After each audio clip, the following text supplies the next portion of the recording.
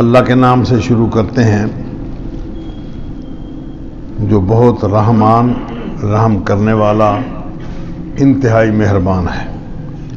حامیم یہ حروف مقطعات میں سے ہے۔ یہ سورہ احقاف ہے، 26 پارہ شروع ہو رہا ہے۔ یہ حروف کچھ صورتوں میں علیحدہ علیحدہ ذکر کیے گئے ہیں۔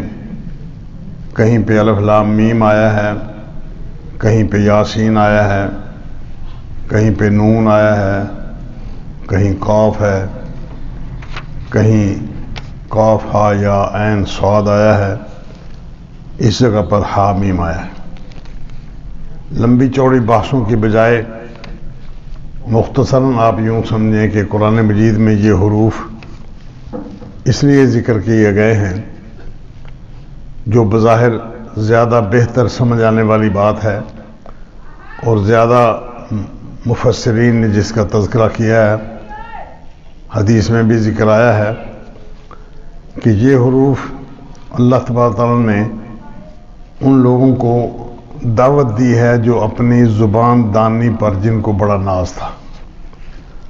وہ کہتے تھے کہ ہماری جیسی عربی زبان میں کوئی بندہ گفتگو نہیں کر سکتا۔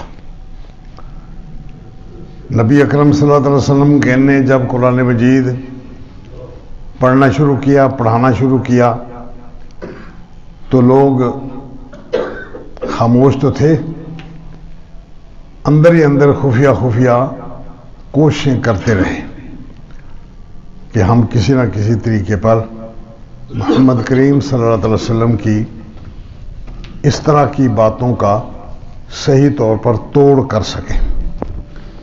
اتنے میں اللہ تبارک تعالیٰ نے چیلنج کر دیا کہ فاتو بسورۃ من مثلہ، اس کی جیسی کوئی ایک صورت لے آؤ۔ کہیں ذکر کیا کہ کوئی 10 آیات ہی اس طرح کی ڈھونڈ کے لے آؤ، بنا کے لے آؤ اگر تم سچے ہو تو۔ خفیہ خفیہ انداز میں کوششیں کرتے رہے۔ کچھ زباندان لوگوں کو انہوں نے ایک سال کا خرچہ دے کر ان کے گھر والوں کا، ان کا اپنا ایک مکان میں بند کر دیا، نوکر رکھ دیا، وہ صبح شام یا جو ضرورت ہوتی تھی وہ کھڑکی سے آواز دے کر ان کو اس کو دے دیتا تھا۔ سال کے بعد کوشش کر کے جب نتیجہ نکلا تو ٹائم فش، کچھ بھی نتیجہ نہ نکلا۔ اللہ اکبر۔ اللہ پاک نے ارشاد فرمایا کہ یہ قرآن مجید انہی حروف کا مجموعہ ہے۔ کہیں الف لام ذکر کیا، کہیں صرف نون ذکر کیا، کہیں قاف ذکر کر دیا۔ یہ ٹکڑے ٹکڑے جو حروف ہیں، یہ قرآن مجید انہی حروف کو جوڑ کر بنایا گیا ہے۔ اگر تمہارے اندر ہمت ہے تو یہ قرآن مجید ہے، حروف تمہارے پاس موجود ہیں، لے آؤ ایسی کلام جس کے اندر وہ معنی، وہ تراجم، وہ مقاصد، وہ فصاحت و بلاغت، ان کے جوڑنے کا، الفاظ کو ایک دوسرے کے ساتھ رکھ کر پوری کی پوری صورت ایک ہی لائن پہ چلی آ رہی ہے، ایک ہی معیار کے مطابق چلی آ رہی ہے۔ اس کے اندر شاعری کا انداز بھی آ گیا، اس کے اندر نثر کا انداز بھی آ گیا، اس کے اندر وہ انسانی تہذیب و تمدن کو سمجھانے کا انداز بھی آ گیا۔ وہ ساری کی ساری باتیں جو ایک کلام کے اندر اعلیٰ سے اعلیٰ معیار کی ہو سکنی ممکن ہیں، وہ ساری کی ساری اس کتاب میں موجود ہیں۔ تمہارے پاس ہمت لے آؤ۔ چنانچہ آج تک کوئی بندہ اس طرح کی کلام، اس کے اندر ضمناً جو معنی ہیں، وہ جو مقاصد اللہ پاک نے انسان کو سمجھانے کے لیے اس کے اندر مخفی رکھے ہیں، کوئی بندہ اس کی کوشش کے باوجود یہ چیز پیش نہیں کر پایا۔ حامیم یہ انہی حروف میں سے ایک 2 حرفوں کو ذکر کیا گیا۔ نبی اکرم صلی اللہ علیہ وسلم نے ارشاد فرمایا کہ ایک حرف کوئی بندہ قرآن مجید سے پڑھتا ہے تو اس کو 10 نیکیاں ملتی، ایک حرف کے بدلے 10 نیکی۔ اور میں نہیں کہتا کہ الف لام میم یہ ایک حرف ہے، نہ، یہ ایک کلمہ ہے، اس کے جتنے حروف ہیں اس کو 10 سے ضرب دے کر نیکیاں میسر آتی۔ الف لام میم، میں نہیں کہتا کہ یہ ایک حرف ہے، بلکہ یہ 2 حرف ہیں، حامیم الف لام میم 3 حرف ہیں، اس سے 3 نیکیاں ملیں گی۔ محدثین نے ذکر کیا کہ اللہ تبارک تعالیٰ کے رسول صلی اللہ علیہ وسلم نے الف لام میم کا ذکر کیوں فرمایا، حالانکہ الف لام میم کا کوئی معنی موجود نہیں ہے، اس کا کوئی مفہوم قرآن مجید نے اس کو مد نظر رکھ کے ذکر نہیں کیا۔ محدثین نے، علماء نے اپنے اپنے طور پر ان کے معنی ذکر کیے ہیں، لیکن اللہ کے رسول صلی اللہ علیہ وسلم سے کوئی چیز، قرآن مجید سے کوئی چیز اس کے معنی مفہوم کے لیے کوئی تذکرہ نہیں۔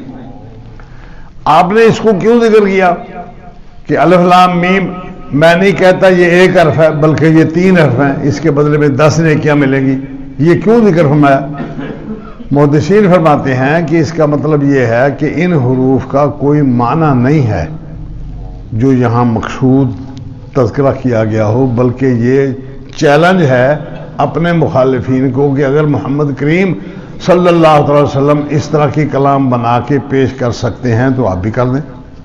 کلام تو وہی ہے، حروف تو وہی ہیں، ان کو جوڑا اس انداز میں گیا ہے کہ انسانی ہمت اور طاقت سے یہ الگ چیز ہے۔ انسان کی ہمت، اس کا علم، اس کا ذہن، اس کی سوچ، اب تھرو آؤٹ انسان، کوئی ایک دو نہیں، ملک کے اندر بات نہیں ہے، ساری دنیا کے اندر بات۔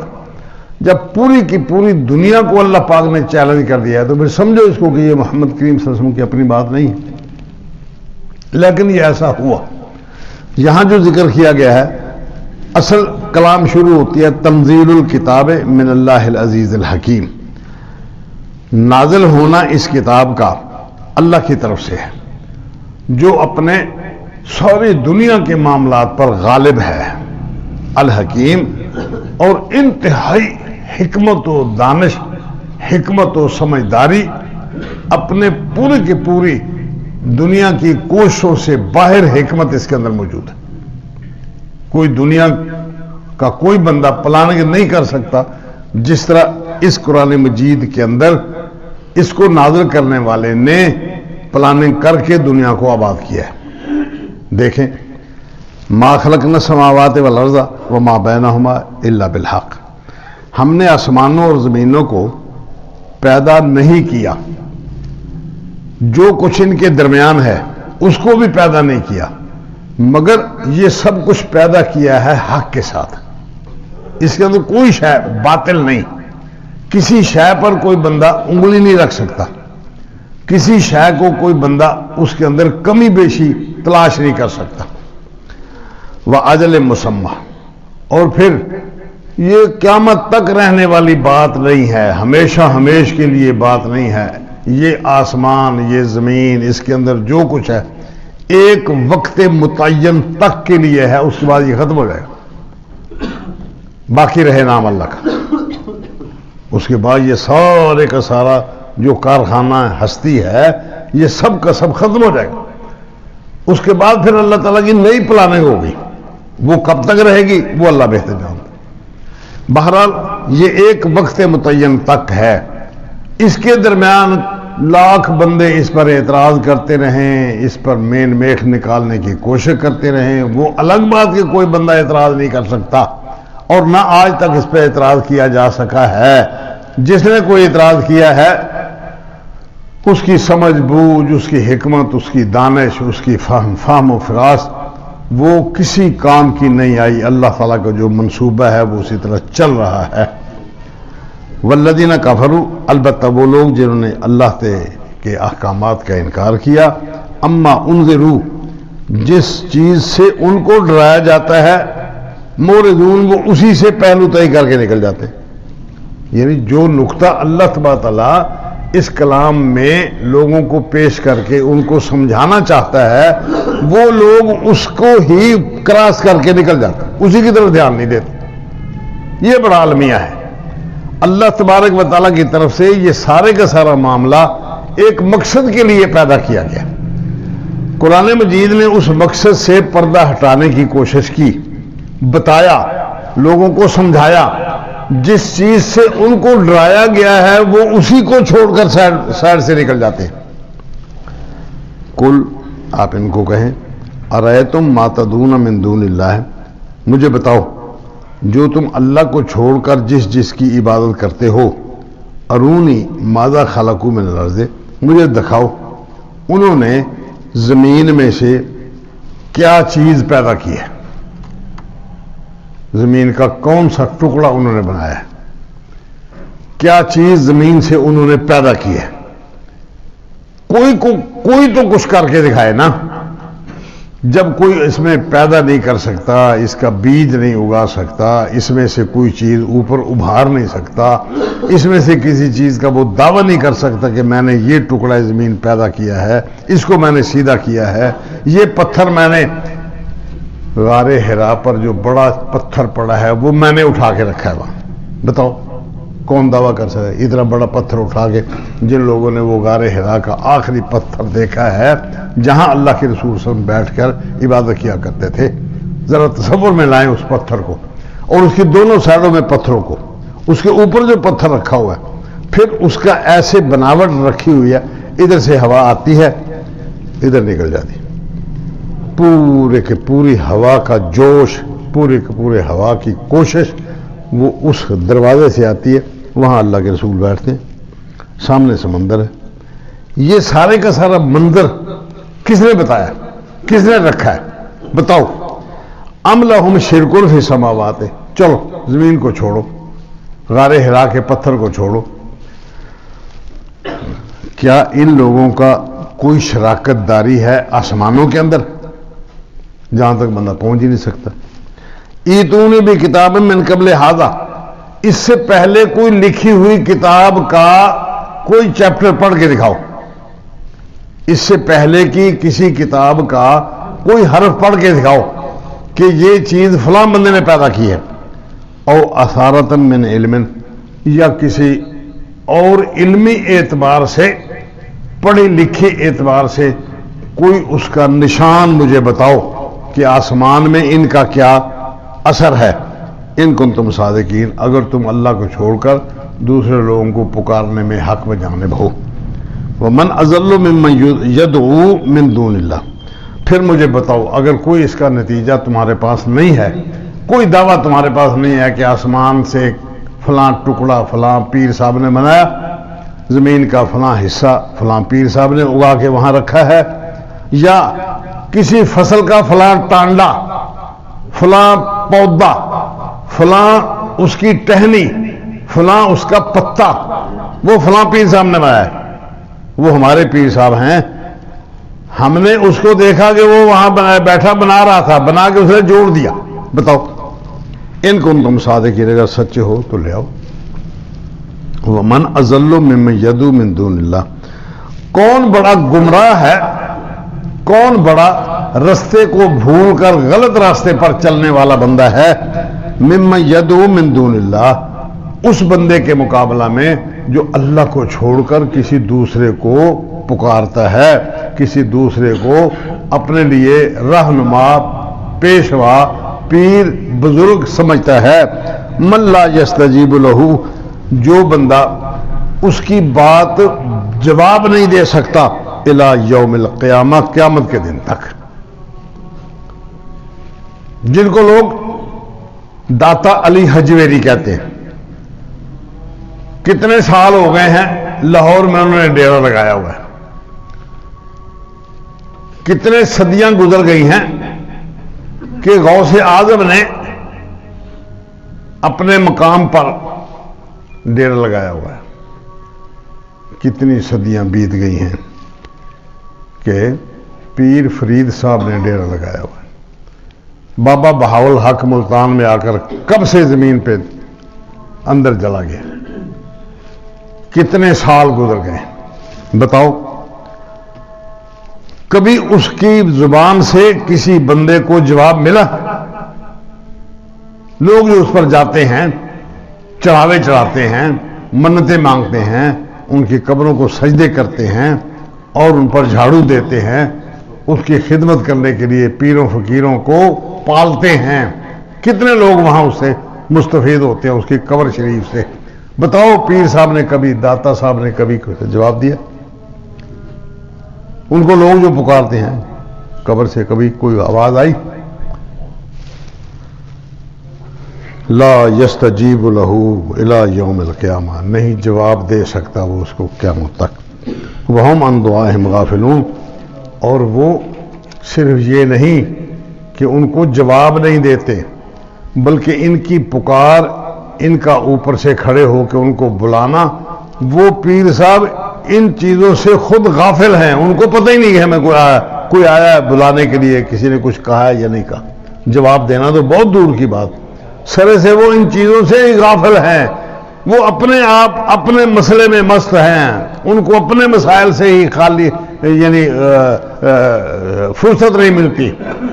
اللہ بہتر جانے کس بندے کو اللہ تبارک تعالیٰ نے بخش دینا ہے، کس بندے کو اللہ تعالیٰ نے پکڑ لینا ہے. حضرت ام العلا رضی اللہ تعالیٰ عنہ، انصار کی ایک عورت ہے، کہتی ہے ہم مدینے میں تھے، نبی اکرم صلی اللہ علیہ وسلم اور صحابہ اکرام مدینے میں آ گئے. اللہ کی قدرت کہ حضرت عثمان ابن مظعون رضی اللہ تعالیٰ عنہ کا قرۂ فال ہمارے گھر میں نکل آیا کہ اب ان کو یہاں مدینے میں رہتے ہوئے ان کا گھر نہیں، ان کی رہائش کی جگہ نہیں، ان کا کاروبار نہیں، وہ ہجرت کر کے سب کچھ چھوڑ چھاڑ کے مدینے میں آ گئے. مدینے میں آ جانے کے بعد ان کا بھائی چارہ بنا دیا گیا ہمارے گھر والوں کے ساتھ، اور ان کا قرۂ فال رہائش کا ہمارے گھر میں پڑ گیا. اب عثمان ابن مظعون رضی اللہ تعالیٰ ہمارے گھر میں ہے، میں مستور ہوں، گھر میں رہتی ہوں، میں اس کو جانتی ہوں، اس کو سمجھتی ہوں. اللہ کی قدرت وہ کچھ دن بیمار رہے، فوت ہو گئے. جب اس کو نہلا لیا گیا، کفنا لیا گیا، نبی اکرم صلی اللہ علیہ وسلم تشریف لے آئے، تو میں نے کہہ دیا کہ عثمان تیرا عمل تجھے مبارک ہو، تو فوت ہو گیا ہے، تیرے اللہ نے تجھ پر رحمت کر دی ہے. نبی اکرم صلی اللہ علیہ وسلم نے فرمایا کیا کہا ہے؟ میں نے دوبارہ جملہ بحث دہرا دیا کہ عثمان تیرے اللہ نے تجھ پر رحمت کر دی ہے، تیرا عمل تجھے مبارک ہو، تو جنتی ہے. آپ صلی اللہ علیہ وسلم نے ارشاد فرمایا میں اللہ کا رسول ہوں، مجھے نہیں معلوم کہ میرے ساتھ اللہ نے کیا معاملہ کرنا ہے. تو عثمان کے بارے میں یہ بات کہہ رہی ہے، تجھے کیا خبر کہ اس کے اعمال کا نتیجہ اللہ کے ہاں کیا نکلنے والا ہے؟ اللہ تبارک تعالیٰ نے اس کو کہیں پکڑنا ہے یا کہیں چھوڑنا ہے، اس کو بخش دینا ہے یا اس کو پکڑ لینا ہے، اس کو سزا ملے گی اس کے اعمال کی یا اس کو جزا اچھی ملے گی، تجھے کیا خبر؟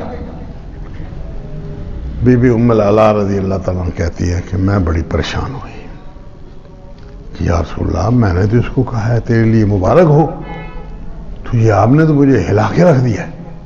خیر بہت پریشانی ہوئی، کئی دن تک میں اس پریشانی میں مبتلا رہی، اللہ سے دعائیں کرتی رہی کہ یا اللہ یہ میں کیا کیا بیٹھی ہوں، مجھے کیا خبر تھا کہ میں اس بارے میں کہا. کئی دنوں کے بعد مجھے خواب آیا کہ حضرت عثمان رضی اللہ تعالیٰ عنہ، عثمان ابن مظعون، ان کو جنت البقیع میں دفن کیا گیا ہے، بقیع الغرقد میں.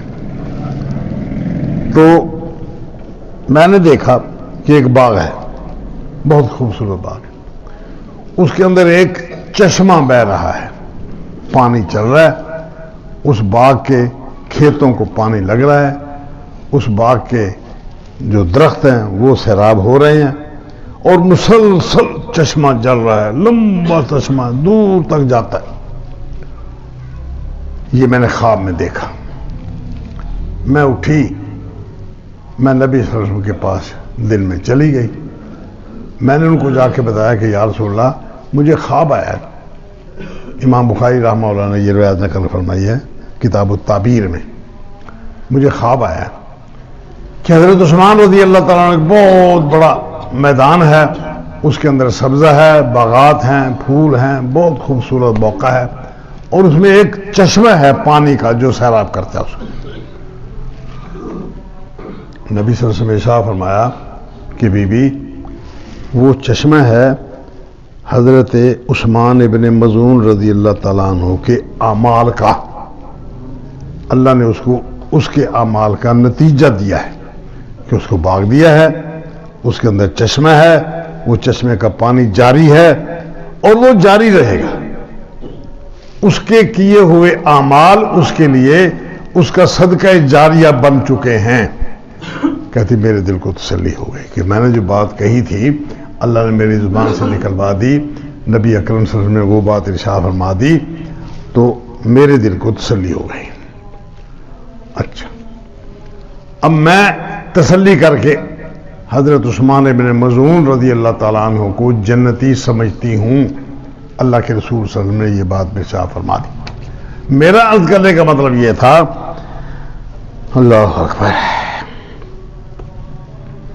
کہ وہ لوگ جو ڈھیریوں پر جا کر قبروں پر جا کر سجدے کرتے ہیں، قرآن مجید کہتا ہے کہ قیامت تک وہ ان کی بات کا جواب نہیں دے سکتے، بلکہ جواب دینا تو دور کی بات، ان کو اوپر کھڑے ہو کے بندے کے بلانے کا، اس کو ذکر کرنے کا اس کو ہوش ہی نہیں، اس کو پتہ ہی نہیں کہ مجھے کوئی آنا ہے، بلانے کے لیے آیا یا نہیں آیا، مجھے کچھ لینے کے لیے آیا ہے، کچھ دینے کے لیے آیا، اس کو اس بات کی کوئی خبر ہی نہیں ہے. یہ لوگ پتہ نہیں پاگل ہیں، بے وقوف ہیں، ان کو سمجھ نہیں آتی یہ بات کہ اوپر کھڑے ہو کے ٹکرے مار رہے ہیں، بلا رہے ہیں، سرے سے اس کو خبر ہی نہیں ہے کہ کوئی آیا ہے کہ نہیں آیا. وَإِذَا حُشِرَ النَّاسُ، اور جس دن لوگوں کو اکٹھا کیا جائے گا، کانوا لہم اعداء، وہ قبر میں پڑا ہوا بندہ جس کو پوجا کرنے کے لیے اوپر بندے بیٹھے ہیں، وہ بندہ ان بلانے والوں کو دشمن ہوگا. کانوا لہم اعداء، وہ قبروں میں رہنے والے لوگ جن کو اوپر کھڑے ہو کر لوگ بلا رہے ہیں، کانوا لہم اعداء، وہ سارے کے سارے ڈھیریوں میں پڑے ہوئے لوگ اپنے اوپر پکارنے والوں کے دشمن ہوں گے. دشمن کیسے کہتے ہیں؟ دشمن کہتے ہیں کہ ان کے خلاف ہوں گے. اللہ پوچھے گا ہاں بھائی تم کو یہ پکارتے تھے، وہ کہیں گے اللہ مجھے تو پتہ ہی نہیں. وَهُمْ عَنْ دُعَائِهِمْ وَكَانُوا بِعِبَادَتِهِمْ كَافِرِينَ، اور پھر وہ ان کے عبادت کرنے والوں کے لیے منکر ہوں گے کہ انہوں نے ہمیں بلایا ہی نہیں، یہ ہماری قبر پر کبھی آئے ہی نہیں. اب دیکھو کتنے پاگل ہیں یہ لوگ، جس کے پورے کی پوری زندگی کے اعمال نہ یہ کہ اللہ کے ہاں قبول نہیں ہے، جس کو یہ جا کے پکارتے ہیں، جس کے نام کا چڑھاوا چڑھاتے ہیں، وہ اس بات کا منکر ہے، دشمن ہے اس کا کہ آپ نے میرے اوپر یہ اتنا بوجھ کیوں ڈال دیا. جبکہ اللہ تبارک نے حضرت عیسیٰ علیہ السلام سے پوچھا، انت قلت للناس اتخذونی وامی الہین، مجھے اور میری ماں کو اللہ کے علاوہ معبود بنا لو، آپ نے کہا تھا ان لوگوں کو؟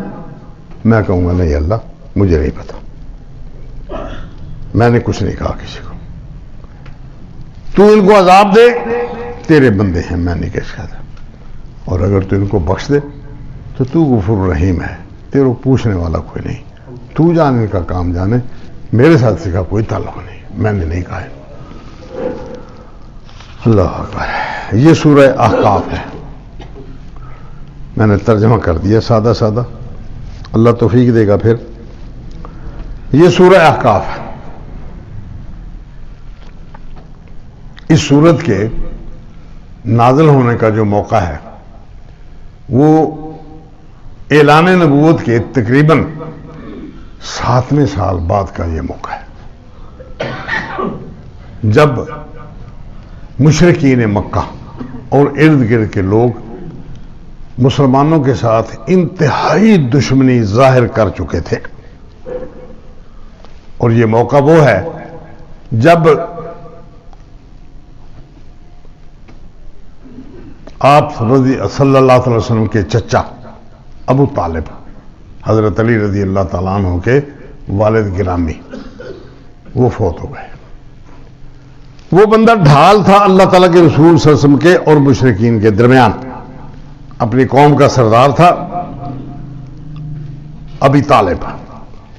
وہ اپنی قوم کا سردار تھا اور وہ ڈھال تھا اللہ تعالیٰ کے رسول صلی اللہ علیہ وسلم کے سامنے.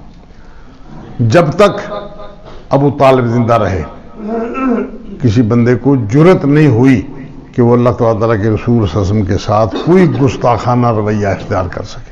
ادھر ادھر باتیں کرتے تھے لیکن آگے بڑھ کے کسی کی جرت نہیں تھی کہ وہ اس ڈھال کو توڑ کر آگے بڑھے.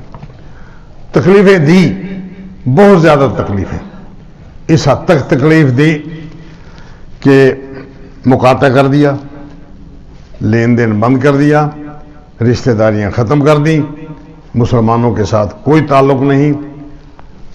شیب ابی طالب، شیب کہتے ہیں گھاٹی کو، ادھر ادھر پہاڑ ہیں اور درمیان میں ایک حصہ ہے جس کے اندر کچھ آبادی ہے اور لوگ بھی رہتے تھے، اور بنی ہاشم کا وہ خاندان سارے کا سارا وہاں رہتا تھا.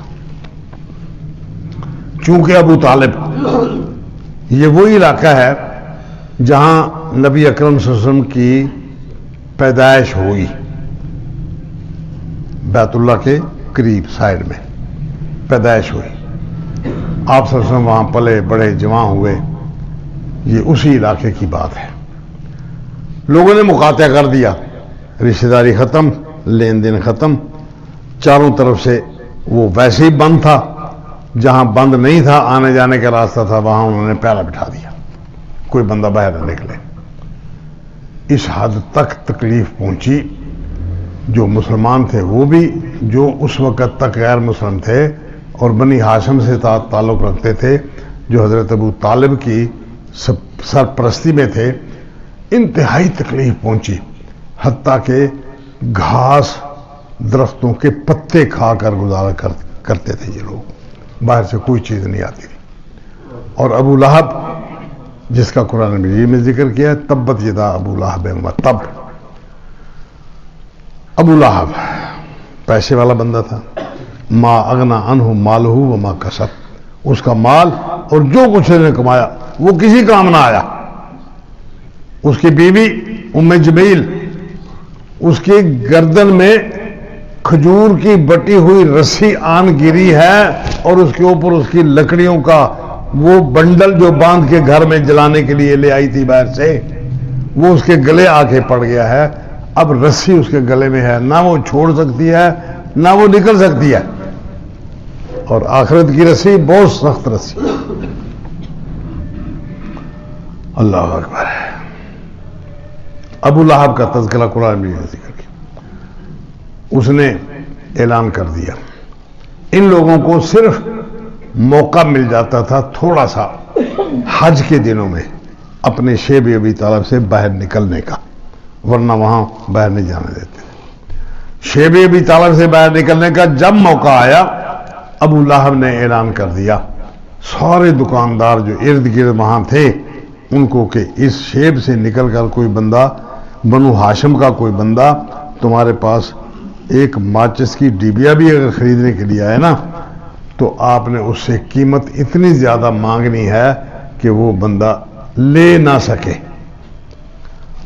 اور اگر تمہارا ایک ڈبیا بیچنے سے بھی کوئی نقصان ہو جائے میں تمہیں اس کا 10 گنا دے دوں گا. میرے پاس بڑا مال ہے جس پر اس نے فخر کیا، وہ اس کے گلے پڑ گیا. میں اس کا 10 گنا دے دوں گا، آپ فکر نہ کریں، آپ کی دکانداری متاثر نہیں ہوگی. 1 روپے کی چیز ان کو 100 روپے کی بتائیں، نہیں لے سکیں گے، خود بھوکے مریں گے. 3 سال تک یہ بائیکاٹ رہا. 3 سال تک. 3 سال کے بعد لمبا قصہ ہے، کئی ذرائع بنے جن ذریعوں کے ساتھ یہ بائیکاٹ ختم کرنا پڑا. 3 سال کے بعد ادھر یہ معاہدہ ختم ہوا. چند ہی دنوں کے بعد ابو طالب فوت ہو گئے. اور ابو طالب کے فوت ہونے پر نبی اکرم صلی اللہ علیہ وسلم کے لیے مشکلات اندر آ گئیں. تھوڑا بہت لحاظ مروت بی بی خدیجہ رضی اللہ تعالیٰ عنہ کا معاشرے میں اس کے بعد تھا، جو نبی اکرم صلی اللہ علیہ وسلم کا سہارا بنی رہی ساری زندگی. اللہ تبارک تعالیٰ نے ان کے لیے آخرت میں ایک مکان بنوا کے دیا. نبی صلی اللہ علیہ وسلم نے شاہ فرمایا کہ بی بی خدیجہ کو اللہ نے مکان دیا ہے. الفاظ ذکر کیے، کسب کا لفظ، مکان کسب کا تھا. کسب دو چیزوں کو بیان کیا جاتا ہے. ایک تو مکان تھا جس طرح ہمارے یہاں سرکنڈا ہوتا ہے، کانے، ان کی پتل باندھ کے اس کی دیواریں بنا دی، چھت بنا دی.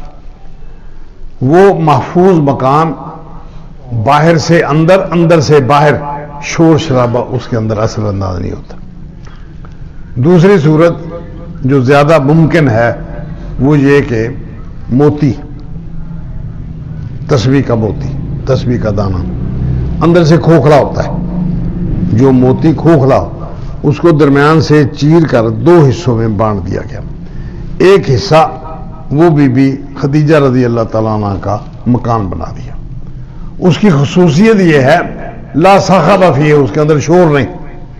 بچے بالے ڈھول پیٹتے رہیں، گلی ڈنڈا کھیلتے رہیں، آئیں جائیں، بھاگیں دوڑیں، جو کچھ کرتے رہیں، وہاں شور نہیں ہے. کیوں کہ بی بی صاحبہ رضی اللہ تعالیٰ عنہ اپنے میاں کے لیے انتہائی سکون کا ذریعہ بنی. اللہ پاک نے ان کو آخرت میں بھی سکون مہیا کیا. ان کا مکان ایسا ساؤنڈ پروف بنا کے دیا ان کو کہ وہ سوتی ہیں، کوئی ان کو اٹھاتا نہیں، کوئی شور شرابہ ان کے کانوں میں نہیں جاتا، کوئی شور وہاں ہوتا نہیں. بچے بالے وہیں کھیلیں، اسی کمرے میں کھیلتے رہیں، کوئی شور شرابہ. یہ اللہ تعالیٰ نے ان کو دنیا میں جو ان کے اعمال تھے اس کا یہ نتیجہ آخرت میں دیا. اللہ کی قدرت، ابو طالب کے فوت ہونے کے بعد بی بی صاحبہ بھی دنیا سے چلی گئی. اب مصائب کا پہاڑ آن گرا نبی کرم پر. نبی صلی اللہ علیہ وسلم نے اس سال کو عام الحزن کہا، غم کا سال. ابو طالب فوت ہو گئے، بی بی صاحبہ رضی اللہ تعالیٰ عنہ فوت ہو گئی. اب نبی اکرم صلی اللہ علیہ وسلم پہاڑ گر پڑا، غم، دکھ، تکلیفوں کا. اس حد تک کہ قریش میں سے، مخالفین میں سے ایک ناہنجار اٹھا. اس نے نبی اکرم صلی اللہ علیہ وسلم جا رہے تھے، مٹی اٹھا کے سر پہ ڈال دی. نبی اکرم صلی اللہ علیہ وسلم گھر تشریف لائے. آپ صلی اللہ علیہ وسلم کی بیٹی، انہوں نے سر دھونا شروع کیا، ساتھ ہی وہ روتی جاتی تھی. نبی صلی اللہ علیہ وسلم نے ان کو تسلی دی کہ بیٹا، تیرے ابا کو اللہ تعالیٰ نے محفوظ رکھنا ہے، رکھ لیا ہے، گھبراؤ نہ، پریشان نہ ہو. بس ہونا تھا جو کچھ ہو گیا، بے عزتی ہو گئی. آپ سب بڑے گھبرائے، بڑے پریشان ہوئے، اس بات سے بہت ڈسہارڈ ہوئے. کچھ دنوں کے بعد اسی پریشانی میں، جبکہ اس سے پہلے حج کے موقع پر آپ صلی اللہ علیہ وسلم جو لوگ منا میں ڈیرے ڈالے ہوئے تھے حج کرنے کے لیے، ان لوگوں میں ایک ایک سردار کے خیمے میں تشریف لے گئے اور جا کے اس کو دعوت دی. کسی بندے نے بات نہیں مانی، بلکہ ایک سردار نے تو یہ کہا کہ میں آپ سے بات نہیں کرنا چاہتا، آپ میرے خیمے سے نکل جائیں. اگر آپ واقعتاً اللہ کے رسول ہیں جو آپ دعویٰ کرتے ہیں تو پھر ہمارا یہ حق نہیں کہ ہم رسول صلی اللہ علیہ وسلم سے، سچے رسول سے بات کریں. کوئی گستاخی ہو جائے، بے ادبی کا کوئی انداز اختیار کر لیا جائے، ہم مارے جائیں گے، اس لیے آپ چلے جائیں. اور اگر آپ واقعتاً اللہ کے رسول نہیں ہیں تو ہم ایسے غلط کار ناہنجار بندے کو منہ نہیں لگانا چاہتے، چلو میرے خیمے سے نکلو. یہ حالات ہوئے. ادھر آپ صلی اللہ علیہ وسلم کے ساتھ یہ واقعہ پیش آ گیا. آپ اتنے ڈسہارڈ ہوئے کہ آپ صلی اللہ علیہ وسلم نے پھر اللہ تعالیٰ کی طرف سے جو ذمہ داری دی گئی تھی اس کو نبھانے کے لیے آپ نے ارادہ کیا کہ طائف میں چلے جاؤں. وہاں جا کے کچھ لوگ میرے حامی ہو جائیں گے, اللہ کے دین کو قبول کر لیں گے, یا عین ممکن ہے وہاں کوئی جگہ ایسی میسر آ جائے کہ میں مکہ چھوڑ کر ادھر چلا جاؤں, چند دن سکون کے گزر جائیں یہاں جو لوگوں نے میرا حشر کر دیا ہے.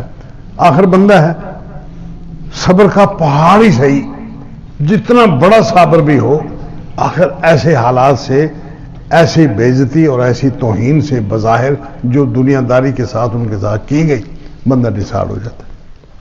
آپ صلی اللہ علیہ وسلم چلے گئے. اب دور رہتے ہیں. ایک روایت تو یہ ہے کہ آپ تنے تنہا, کوئی بندہ یہاں سے ساتھ نہیں گیا. بعض روایتوں میں ہے کہ زید بن حارثہ, نبی اکرم صلی اللہ علیہ وسلم کا منہ بولا بیٹا زید, ان کا بیٹا وہ ساتھ تھا. بہرحال آپ وہاں گئے. وہاں بنی ثقیف رہتے تھے. بنی ثقیف کے لوگوں کے ساتھ آپ چاہتے تھے کہ کوئی بندہ یہاں سے میرا حامی بن جائے, ایک سہارا بن جائے گا, ایک جگہ سر چھپانے کی جگہ میسر آ جائے گی, وہاں ممکن ہے میں اللہ تعالیٰ کے دین کی تبلیغ آگے پہنچا سکوں. اب اپنی عزت بیزتی کا کوئی لحاظ نہیں کیا, صرف اللہ تعالیٰ کا دین لوگوں تک پہنچانے کا جذبہ ہے, شوق ہے. قرآن مجید کہتا ہے لعلک باخع نفسک علی اللہ یکونوا مومنین, تو اپنے آپ کو ہلاک کر لے گا اس شوق میں کہ یہ لوگ مومن نہیں ہوئے, تو اپنے آپ کو تباہ کر لے گا اس خطرے کے پیش نظر. ایسا نہ کرو. آپ صلی اللہ علیہ وسلم وہاں تشریف لے گئے. وہاں اجنبیت لوگوں کو پتہ تھا پہلے سے. آپ صلی اللہ علیہ وسلم نے نبوت کا دعویٰ کیا, 7-8 سال کی بات پہلے گزر چکی تھی, ہو چکی تھی, پتہ تھا لوگوں کو. آپ وہاں سرداروں کے پاس گئے. کسی بندے نے آپ صلی اللہ علیہ وسلم کے ساتھ کسی طرح کا کوئی اچھا سلوک نہیں کیا, بلکہ الٹا لوگوں نے لڑکوں کو, بچوں کو آپ کے پیچھے لگا دیا. جہاں آپ جائیں بچے شور شرابہ کر رہے ہیں, مذاق اڑا رہے ہیں, کوئی پتھر مار رہا ہے, کوئی مٹی پھینک رہا ہے. آپ صلی اللہ علیہ وسلم کو بڑا پریشان کیا. اللہ اکبر. کسی بندے نے منہ نہیں لگایا. کئی دن تک آپ وہاں رہے, واپس چل دیے. واپس جاتے ہوئے بنی ربیہ میں سے 2 بندے, 2 بھائی تھے, ایک عتبہ ایک شیبہ, ان کا باغ تھا. وہاں سے آپ گزر رہے تھے کہ انہوں نے اپنا ایک غلام تھا ان کا, اس کا نام تھا عداس. یہ ایرانی تھا, عیسائی مسلک تھا اس کا. انہوں نے جب دیکھا تو انہوں نے اس عداس کو بلا کے انہوں نے کہا کہ یہ بندہ بڑا پریشان ہے, یہ جا رہا ہے یہاں سے, باہر نکل رہا ہے. آپ ایسا کریں کہ جائیں فلاں یعنی پودے سے انگور توڑیں اچھے اچھے اور ایک پلیٹ میں رکھیں, وہ جا کے ان کو پیش کریں. بڑا پریشان آدمی ہے اور جاؤ جلدی کرو. وہ اٹھا, اس نے انگوروں کا گچھا توڑا, جا کے نبی صلی اللہ علیہ وسلم کو پیش کیا. نبی اکرم صلی اللہ علیہ وسلم نے بسم اللہ پڑھی اور ایک انگور کا ایک دانہ اٹھایا. وہ بندہ بڑا حیران ہوا, کہنے لگا یہ آپ نے, یہاں تو لوگ اس کا نام نہیں لیتے, آپ نے بسم اللہ کیوں پڑھی؟ یہ کس کو پکارا ہے آپ نے؟ کون ہے وہ؟ نبی اکرم صلی اللہ علیہ وسلم نے اس کو بتایا, بلکہ اس سے بتانے سے پہلے پوچھا کہ تو کون ہے؟ کہ میں ایران سے ہوں. اللہ اکبر. آپ نے پوچھا کہ آپ اتنے تعجب کیوں کر رہے ہیں؟ کہ یہ میں ایران سے ہوں اور یہ کلمہ وہاں میں نے سنا تھا, ہمارے بزرگوں میں ایک بندہ تھا جو اللہ کا نام لیتا تھا. کہ وہ کون تھا؟ کہ وہ حضرت یونس ابن متہ، حضرت یونس علیہ السلام. تو نبی اکرم صلی اللہ علیہ وسلم اس کی زبان سے یہ الفاظ سن کے چمکے، فرمایا وہ میرا بھائی تھا، جس طرح مجھے اللہ نے نبوت دی ہے اس طرح اس کو بھی نبوت دی تھی. وہ میرا بھائی تھا، میرے بزرگوں میں سے ہے وہ، اور میں نے اسی اللہ کا نام لیا ہے جو اللہ ان کا اللہ تھا. میرا بھی وہی اللہ ہے، تیرا بھی وہی اللہ ہے، سب کا وہ اللہ ہے. اور بسم اللہ پڑھ کے، وہ بھی بسم اللہ پڑھتے تھے، میں بھی بسم اللہ پڑھتا ہوں. وہ اٹھا، اس نے آپ کی پیشانی کو بوسہ دیا، سر کو بوسہ دیا، ہاتھوں کو بوسہ دیا اور پاؤں کو بھی بوسہ دیا. وہ دونوں سردار بیٹھے دیکھ رہے تھے. وہ بڑے حیران ہوئے کہ اس کو کیا ہوا ہے، یہ غلام تھا، اس کو کیا ہوا ہے. وہ اس کام سے، خدمت سے فارغ ہو کر واپس گیا تو انہوں نے پوچھا، داس یہ کیا ہوا ہے؟ آپ نے اس بندے کو پیشانی کو، سر کو بوسہ دیا، ہاتھوں اور پاؤں کو چوما ہے. اس نے وہ قصہ سنایا، کہنے لگا اصل بات یہ ہے کہ یہ نبی ہے، اس پوری کائنات میں اس وقت سب سے زیادہ مقدس مطہر یہ بندہ ہے کہ یہ ہمارے رسول حضرت یونس بن متہ علیہ السلام، یہ ان کا بھائی ہے.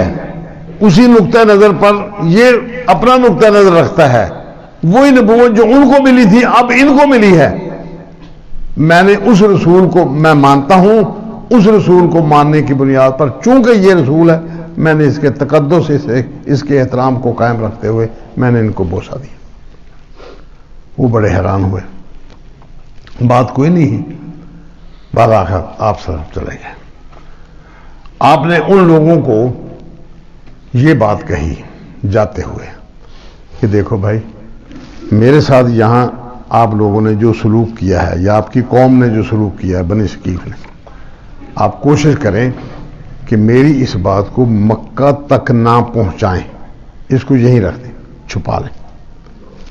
آپ صلی اللہ علیہ وسلم کو خطرہ تھا کہ جب یہ بات مکہ میں پہنچے گی تو وہ لوگ پہلے ہی میرے دشمن ہیں.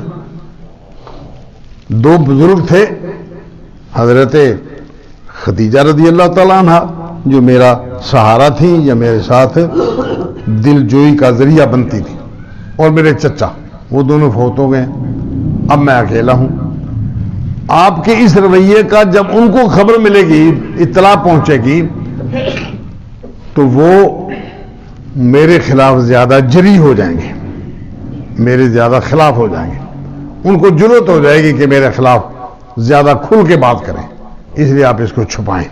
آپ اس قدر پریشان، اس قدر ڈرتے تھے، اور اس قدر آپ اپنی بے عزتی اور توہین سے وہاں دل برداشتہ ہو چکے تھے. اسی دوران یہاں سے چلے، پھر راستے میں ایک جگہ پر آپ نے پڑاؤ کیا. 3-4 دن تک وہاں آپ رہے. پریشان تھے اس معاملے میں کہ میں اب کیا کروں، مکہ جاؤں یا نہ جاؤں. کسی بندے کے کان پر جوں نہیں رینگی کہ ایک بندے نے اٹھا کے میرے سر پہ مٹی ڈال دی ہے، لوگوں نے دھکے دیے ہیں، لوگ بے عزتی کرتے ہیں، میں کہاں جاؤں، آخر انسان ہے. اسی دوران نبی اکرم صلی اللہ علیہ وسلم ایک دن وہاں بیٹھے ہوئے تھے. فجر کی نماز میں آپ صلی اللہ علیہ وسلم نے یہ سورہ تلاوت فرمائی، سورہ احقاف، یہ تلاوت فرمائی. اس وقت یہ سورت نازل ہوئی تھی. وہاں بیٹھے ہوئے ہیں، تو وہاں بیٹھے بیٹھے جب آپ بہت دل برداشتہ تھے تو آپ نے دعا مانگی، اللہم الیک اشکو ضعف قوتی.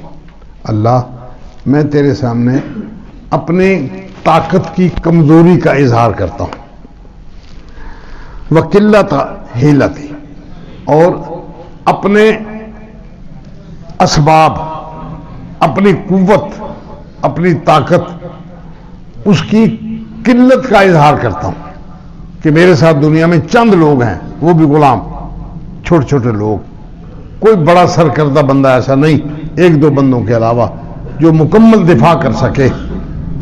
اپنی ہیلے کی، اپنی کوشش اور محنت کی کمی کا میں تیرے سامنے اظہار کرتا ہوں.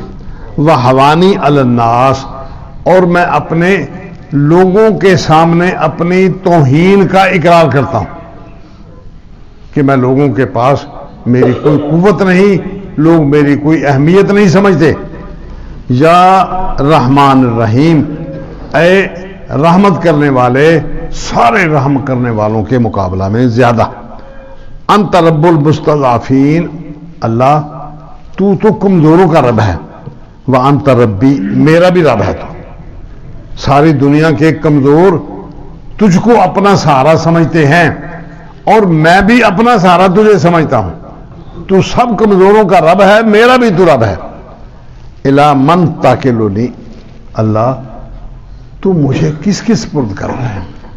اب دیکھیں آپ صلی اللہ علیہ وسلم کی دل برداشتہ ہونے کی کیفیت کیا ہے. اللہ تو مجھے کس کے سپرد کر رہا ہے. کوئی بندہ دنیا میں میرا سہارا نہیں، کوئی بندہ میرے ساتھ اس کام کے ساتھ معاملت کرنے والا نہیں. الا بعید یتجہمنی، کیا کسی دشمن کے سپرد مجھے کر رہا ہے جو مجھ کو ناپسندیدہ چہرے کے ساتھ ملے، جس کا چہرہ وہ میرے دشمنی کا حامل ہو اور مجھے وہ بندہ پسند نہ ہو، اس کے سپرد کر رہا ہے. ام الی عدوٍ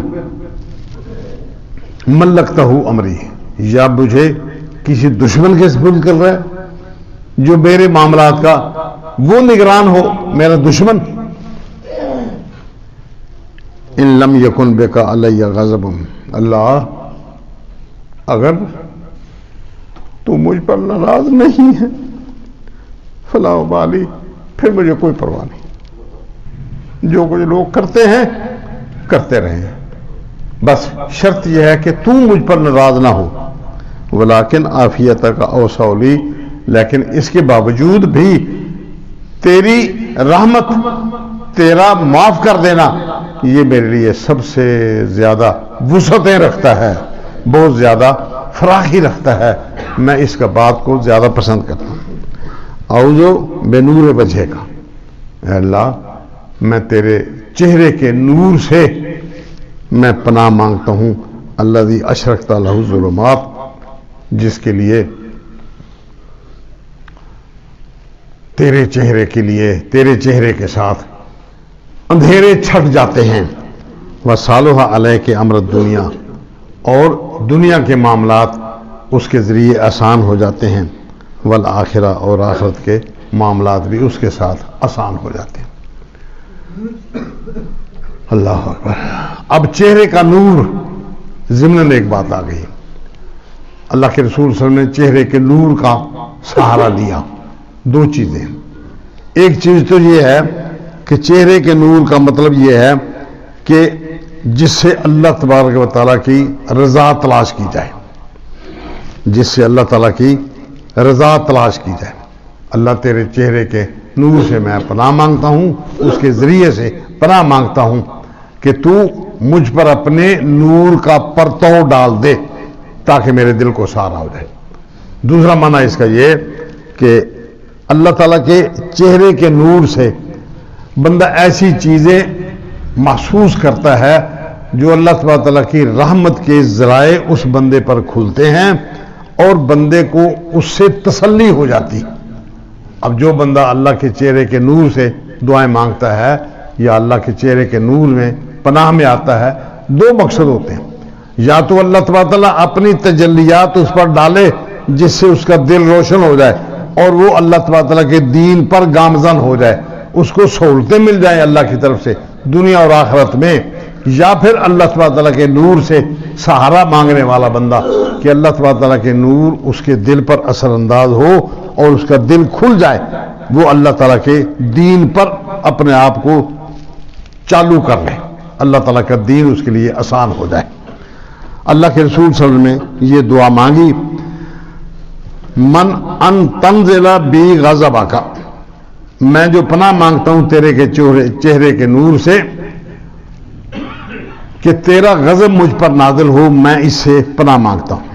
وَيَحِلَّ عَلَيَّ سَخَطُکَ، اور تیرا ناراضگی یا تیرا غضب مجھ پر اتر پڑے، میں اس سے پناہ مانگتا ہوں۔ لکا آتبی حتی ترضا، میں تیری پناہ میں آتا ہوں حتیٰ کہ تو مجھ پر راضی ہو جائے۔ ولا حول ولا قوت الا بک، اللہ مجھ سے نیکی کرنے کی ہمت نہیں اور مجھ پر گناہ سے بچنے کی ہمت نہیں جب تک تو میرا سہارا نہ بن جائے۔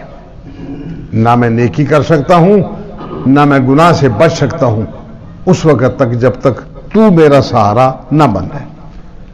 یہ دعا آپ نے وہاں اکیلے بیٹھ کر اللہ تعالیٰ سے یہ دعا مانگی۔ اب اس میں دیکھیں، لمبی چوڑی بات تو نہیں کی جا سکتی، مجموعی طور پر یہ دیکھیں کہ اللہ کے رسول ہیں، تکلیفوں کے انتہائی پہاڑ ٹوٹ پڑے، یک لخت عام الحزن، غم کا سال آ گیا۔ نبی اکرم صلی اللہ علیہ وسلم نے یہ ساری کی ساری تکلیفیں اللہ تعالی نے کیوں دیں؟ کیا اللہ تبارک تعالیٰ کو ساری کائنات میں سب سے زیادہ محبوب بندہ، اس کے دین کا پرچارک بندہ، بستی میں نہیں، قوم میں نہیں، علاقے میں نہیں، پوری کائنات کے لیے، پوری دنیا کے لیے، ہر جگہ کے لیے، حتیٰ کہ فرمایا کہ میرے آ جانے کے بعد جس بندے کو اطلاع مل گئی کہ اللہ کے رسول صلی اللہ علیہ وسلم آخری پیغمبر آ گئے ہیں، پھر وہ مجھے چھوڑ کر حضرت عیسیٰ علیہ السلام، حضرت موسیٰ علیہ السلام کی بات مانتا رہے، اللہ تبارک و تعالیٰ کے ذمے ہے یہ بات کہ اس بندے کو جہنم میں ڈالے گا۔ اب جو لوگ حضرت عیسیٰ علیہ السلام، حضرت موسیٰ علیہ السلام سچے انبیاء کی بات کو مانتے ہیں، اللہ کے رسول کی بات کو چھوڑ کر سچے نبیوں کی بات کو مانتے ہیں، وہ تو اللہ کے رسول فرماتے ہیں، امام مسلم رحمہ اللہ نے صحیح مسلم میں یہ روایت نقل فرمائی ہے، وہ تو جہنم میں جائیں، اللہ تبارک تعالیٰ کے ذمے ہے یہ بات کہ انہوں نے رسول کی بات کو کیوں چھوڑا۔ سچے رسول حضرت عیسیٰ علیہ السلام اور حضرت موسیٰ علیہ السلام کی بات کو کیوں مانا جبکہ ان کی یعنی نبوت وہ ختم ہو گئی، ان کا دین ختم ہو گیا، ان کی کتابیں اللہ نے ان پر بین لگا دیا کہ اب وہ آگے نہیں چل سکتی، میری رضا کا ذریعہ نہیں بن سکتی۔ مجھے بتائیں کہ جو انبیاء علیہ السلام کی بات کو مان کر اللہ کے رسول کی بات کو چھوڑ دیں، ان کے لیے تو جہنم اللہ کے رسول صلی اللہ علیہ وسلم نے واضح کر دی، اور جو اللہ کے رسول کی بات کو چھوڑ کر پیروں فقیروں کے پیچھے چل رہے، بزرگوں کے پیچھے چل رہے، اور علل اعلان ان کا ٹھکانہ کیا ہوگا؟ اللہ تعالیٰ سے معافی مانگیں، توبہ کریں، خوش رہیں اس بات پر کہ اللہ تعالیٰ نے کسی مسلمان کو توحید، رسالت، قبر قیامت کا صحیح تصور دیا ہے تو وہ بندہ اللہ تبارک تعالیٰ کی رحمت میں ہے، فخر کرنے کی ضرورت نہیں، یہ اللہ کی رحمت ہے۔ ورنہ ہماری برادری، ہمارے وسیب کے لوگ، ہمارے مسلک کے لوگ، ہمارے اپنے محلے کے لوگ اگر وہ اللہ تبارک تعالیٰ کے رسول صلی اللہ علیہ وسلم کی بات کو مان کر غلط راستے پر چلتے ہیں تو وہ بھی تو ہمارے اندر میں ہی ہے نا۔ یہ اللہ کی رحمت ہے کہ اللہ نے ان لوگوں سے ان کو بچا لیا جو توحید پر کاربند ہیں، جو پیروں فقیروں پر جا کر ان سے دعائیں نہیں مانگتے، ان سے اپنی ضرورتیں پوری کرنے کی، حاجتیں پوری کرنے کی درخواستیں نہیں کرتے۔ یہ سب اللہ تعالیٰ کی رحمت ہے۔ نبی اکرم صلی اللہ علیہ وسلم پر اتنے دکھ، اتنی تکلیفیں، صحابہ کرام پر اتنے دکھ، اتنی تکلیفیں کیوں آئیں؟ ہمیں تو آرام سے مل گیا ہے دین، نہ ہمیں رات کو اٹھنے کی ضرورت ہے، نہ ہمیں دن میں نمازوں کی جماعت کے ساتھ پڑھنے کی ضرورت ہے، نہ حلال کمانے کی ضرورت ہے، اس لیے کہ ہم اہل حدیث ہیں اس لیے بخشے جائیں۔ بھئی یہ تو کوئی بات، صرف بخشش ہی مطلوب تھی تو اللہ تعالیٰ کے رسول صلی اللہ علیہ وسلم کے لیے بخشش کا کوئی راستہ نہ تھا کہ اتنی تکلیفیں ان کو برداشت کرنا پڑی۔ ہم نماز کے لیے تکلیف نہیں برداشت کرتے، اپنے مفادات کو پیچھے چھوڑ کر حلال حرام کا امتیاز کر کے ہم اس کی طرف نہیں جا سکتے۔